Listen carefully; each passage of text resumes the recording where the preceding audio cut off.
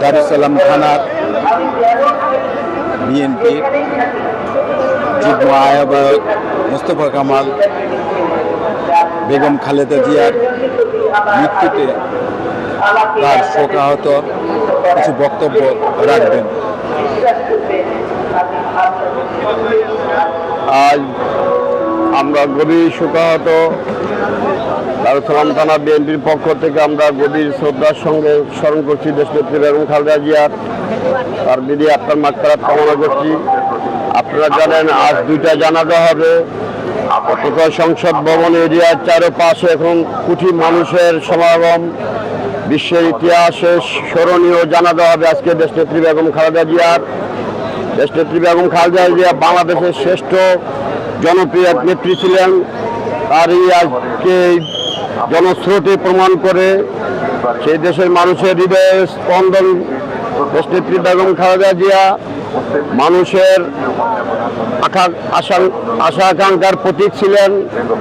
আজ তার জানাজায় কোটি কোটি মানুষের চারপাশ মানুষের স্রোতে প্রবাহিত হচ্ছে সংসদ ভবন এরিয়ার চারপাশ।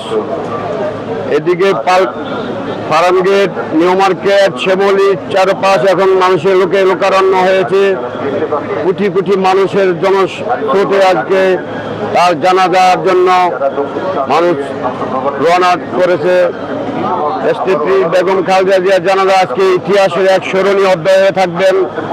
পৃথিবী বাংলাদেশ যতদিন বেঁচে থাকবে, বাংলাদেশ যতদিন থাকবে, দেশনেত্রী বেগম খালেদা জিয়াকে শ্রদ্ধার সঙ্গে জাতি স্মরণ করবে, বাংলাদেশ জাতীয়তাবাদী দলকে স্মরণ করবে, সারা দেশের মানুষ তাকে শ্রদ্ধার সঙ্গে স্মরণ করবে।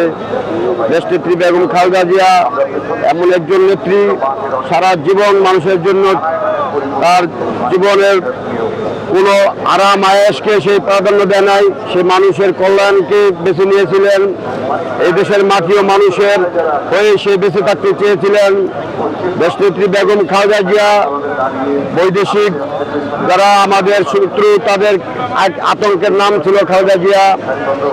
এই দেশে ভারতের যে আধিপত্য বিস্তার করছিল সেই আধিপত্যর মেরুদণ্ড ভেঙে দিয়েছে দেশনেত্রী বেগম খালেদা জিয়া।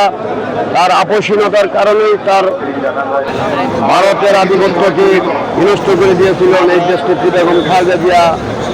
আজ জাতি তাকে হারিয়ে খুবই মর্মাহত এবং শোকাহত। আজ আমরা দিশেহারা জাতি, কারণ তার মতো নেত্রী দেশে আর আসবে কিনা জানি না, তার আসন পূরণ করতে পারবে কিনা সেটাও আমরা জানি না। কিন্তু এই জাতি যতদিন বেঁচে থাকবে গভীর শ্রদ্ধার সঙ্গেই স্মরণ করবে দেশনেত্রী বেগম খালেদা জিয়া। আমরা তার বিধি আত্মার মাগফিরাত কামনা করছি।